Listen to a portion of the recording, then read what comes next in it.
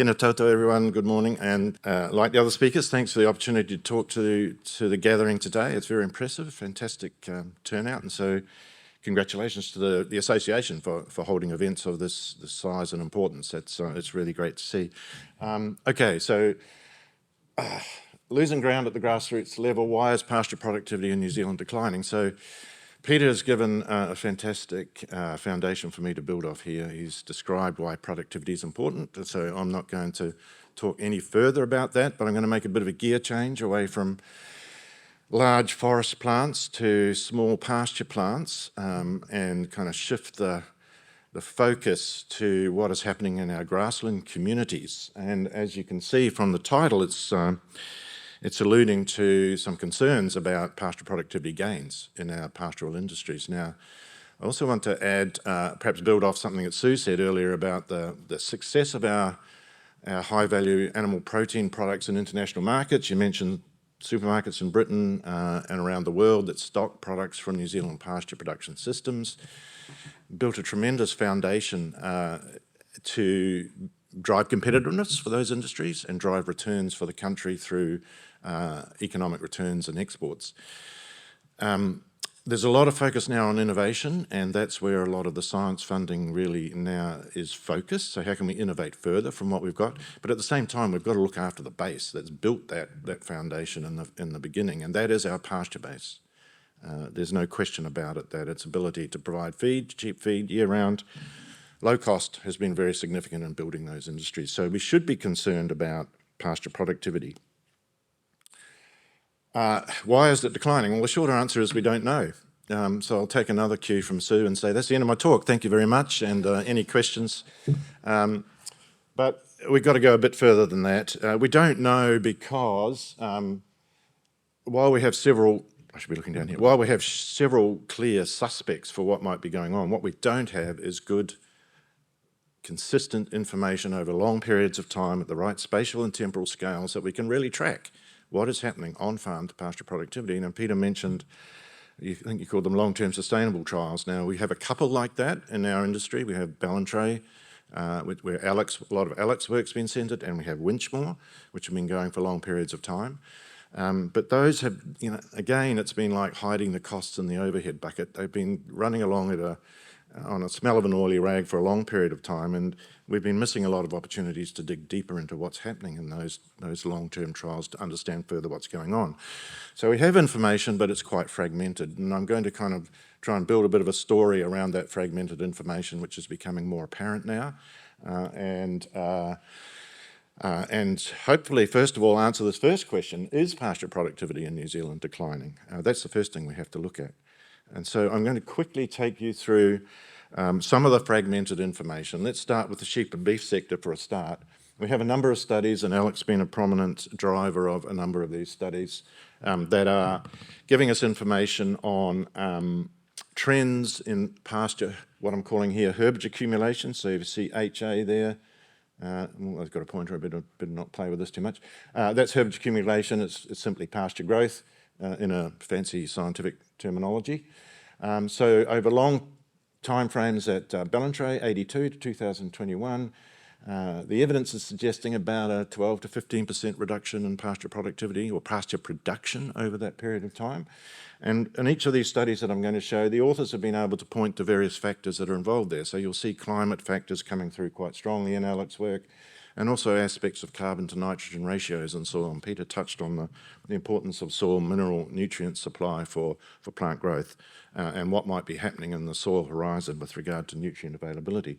There's another set of data that comes out of Central Hawke's Bay. There's a dryland environment, hill country environment, again suggesting in this case quite substantial reductions in pasture herbage accumulation over time. Also pointing to temperature and summer rainfall as key factors, so I'm going to come back to that. This is pointing quite directly towards climate change, already having an impact on our pasture production systems. There's been some other work done also in the lower North Island in the sheep and beef sector, a combination of using farm monitor data but also simulation modelling, which is indicating quite large reductions, again, a 23% reduction in stocking rate over time on farms in that lower North Island area associated with, not necessarily driven by, but associated with about a 10% reduction in pasture productivity. Summers, again, being an important, warm summers being an important factor considered involved there. Go to the south of the South Island, down in Southland, there's some long-term data from the Woodlands Research Site, one of the AgResearch farms, and this shows that in actual fact there were very substantial increases in pasture productivity, 1977 to 86, but since then it's been pretty static, no change in pasture production. And there's some in work out of Winchmore, Paul Newton et al. Dug into data from the irrigated farm systems that have been running at Winchmore for a long period of time. They found an increase in herbage accumulation, about 2 tonnes over a period 1960 to 2020, well, 2004, it's a long period, 40 years, but that's a measurable increase, mostly in spring, and they attributed that to spring rainfall, improved spring rainfall, and atmospheric CO2, so the carbon fertilisation effect was also considered to be a driver of that increase in pasture productivity. So there's a selection of information out of the sheep and beef sector, and that's we're not being selective here. These are the studies that have been published that have looked at trends, and they largely are tending to point towards decreases or reduction in productivity over time. If we go to the dairy industry, these are farm data. So these, in 2019, the DairyNZ Economics Group did an amazing piece of work where they basically unpicked all of the feed data from about 1,000 farms in the dairy base farm financial analysis system, and were able to back calculate for our dairy farms how much pasture was being eaten. So this is consumed feed, this is not grown feed, this is how much cows are actually eating to produce milk. And they were able to pick out a trend nationally, so these are national average figures, from 1990 to 2020, which shows what looks like, at first blush, a pretty impressive growth in pasture production. But when you look closer at it, that's actually a game of two halves. There's 2 distinct phases in here. There's clearly a growth phase from 1990 through to early 2010s, and then a levelling off. And I'm going to come back to that and just step you through what seems to be going on there very, very briefly. And it's interesting looking at this graph when I was also looking into other literature that's been looking at productivity trends in the agricultural industries. This is some work by Zvi Hockman and others in CSIRO in Australia, looking at long-term trends in wheat yields in Australia. And that pattern of a strong productivity growth phase and then a levelling off is also evident in their work. But interestingly, the break point in their case is about 10 years earlier than the graph I've just shown you. The early 2000s was the break point in our pasture eaten on dairy farms. This is showing a tipping point somewhere around, probably around about the 1990 mark. So what's going on in these pasture eaten trends? So let's have a look at the first phase, 1990 to 2001. We got strong growth in pasture eaten. That's about 1.6 tonnes additional pasture eaten per hectare. So this is a per hectare figure. We're not looking at total national. It's per hectare, so it's a measure of the efficiency with which pasture is being produced and used on farm. But what would we expect? If we thought about the sources of gain in pasture productivity, there are 5 here that we've looked at, and using a range of component research and other information, estimated what the change in stocking rate over that period, what the change in nitrogen fertiliser input over that period, growth of irrigation in the South Island, atmospheric CO2 concentration and plant breeding ought to be contributing to pasture eaten in the industry. And when you do the sums on that, and I won't go into the detail of it by any means, and you have to make a lot of assumptions, that takes me back to my earlier point about the lack of good, consistent, rigorous data from which to really verify these numbers. But they suggest that we might have expected about 2.3 tonnes. So that suggests we're capturing about 70% of what we might expect. Now, that's not bad as a proportion, given all the uncertainties about those various factors and the difficulty of managing complex farm systems. That's not a bad outcome. Then we go to the 2002 to 2020 period, and our gain in pasture eaten is about 0.5 tonne, so it's markedly less. We still continued to put more cows on. We still continued to use more nitrogen fertiliser. Irrigation in the South Island expanded dramatically. We have atmospheric CO2 concentrations continuing to rise. Peter's mentioned that. And our plant breeding products are also coming out with probably more regularity in the last decade or so than in the previous period. And if we looked again at the potential contribution from those sources, we should be seeing around about 2.7 tonnes growth in pasture eaten. And we're way behind that. So we're only capturing maybe 20% of what we might expect.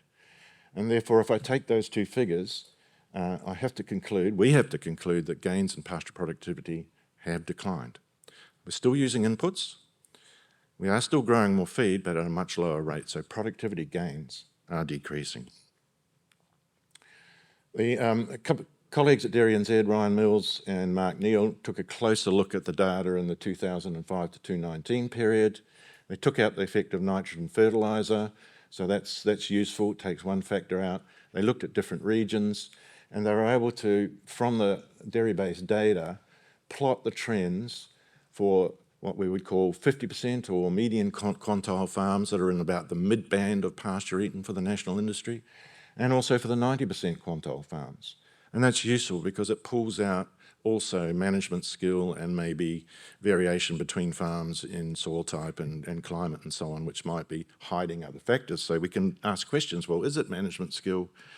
Is it something like, just favourable soil types and so on, or unfavourable soil types that's driving the decline in productivity? So in this case, for the Waikato region, the median quintile farms do seem to be declining, showing a decline in pasture eaten, which is a significant trend. Not so much for the top quintile farms, but again, that's a flat trend. We would be expecting, ideally, to see growth in those top quintile farms in particular. And then we go to the other end of the country, Otago Southland. That's the median quintile farms in the top graph. The lower graph is the 90% quintile farms. And in this case, even for those that are sitting near the top of the band for pasture eaten, we're seeing a decline in pasture productivity. So that would suggest that it's not necessarily just a management skill thing or a consequence of favourable soil type and so on, or unfavourable soil type or so on. So why should we be concerned about this? Well, okay, pasture is basically New Zealand's most important crop. If we think about it economically and environmentally, the amount of land area that pastures cover is very substantial. And for an audience such as yourselves, the thing that we need to remind ourselves is that pastures and pasture plants and the soils that they're growing on are basically cycling, processing all of the carbon, nitrogen and water that's moving through about 10 million hectares of land. So if pasture productivity is showing signs of weakness, then that might raise some concerns about whether, in fact, our pasture systems are likely to become more leaky than under the whatever the prevailing conditions are that are driving down productivity, and that would be of concern for environmental outcomes as well as economic outcomes. Of course, they also provide ground cover on steep slopes, a sink for carbon, and so the efficiency with which we use pastures has ramifications beyond just the financial balance sheet. I'll just skip through this one a little bit, but at this point we have to stop and say, well, what can we expect to get from pastures under best possible conditions? Because no biological system can keep growing and producing continuously. There's always a limit, an environment limit at some point. And in the case of pastures, previous work has suggested that probably that's about 15 tonnes or 20 tonnes under irrigated conditions. And we are seeing a number of our top farms are up towards that limit. So we've got to take that into account too. Maybe we have just reached a point through good management inputs, built on the science of the 70s and 80s that's told us about soil fertility, grazing management, all those things, and successfully implemented those on quite a high proportion of farms that are now quite close to those upper limits. So what are some of the suspects that are involved here? Well, climate change I've touched on has to be one of concern. Here is just an example from the Waikato region of some information from 2 dairy farms near Hamilton. One on the left is Scott Farm, which is a DairyNZ research farm near Hamilton. The other is a commercial farm near Matamata, where pasture growth has been measured on that farm since the about 1980s. These are modelled data, but they're validated against the actual measured pasture growth on those farms. And in this case, what we're looking at is the November to April rainfall. So it's that period of the year when summers are typically dry in the Waikato period, but they have been dry summers.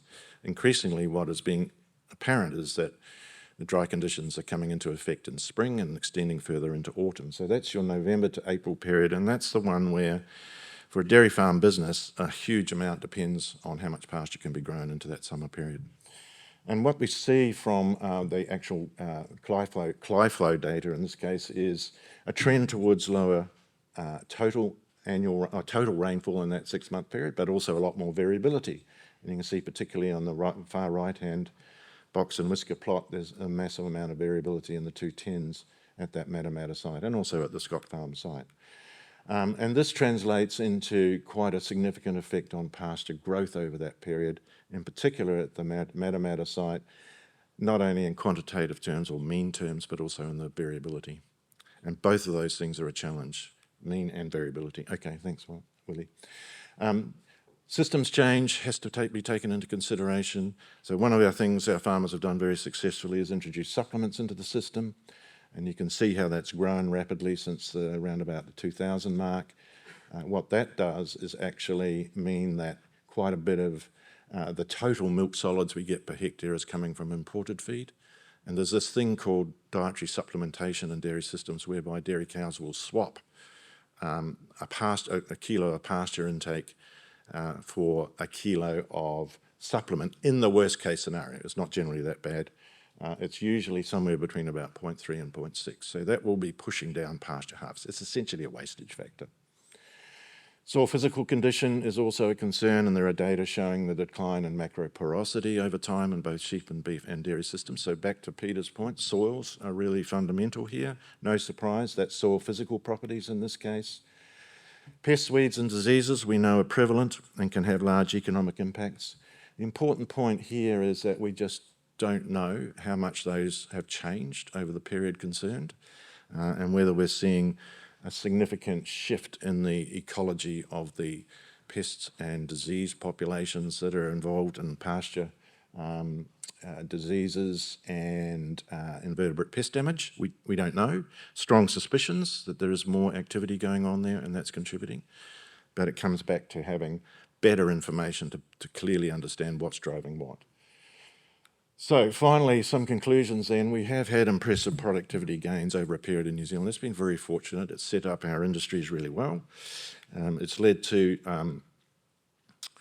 a degree of intensification, which we're all aware of, and the impacts of that. So more cows, more animals, more fertiliser.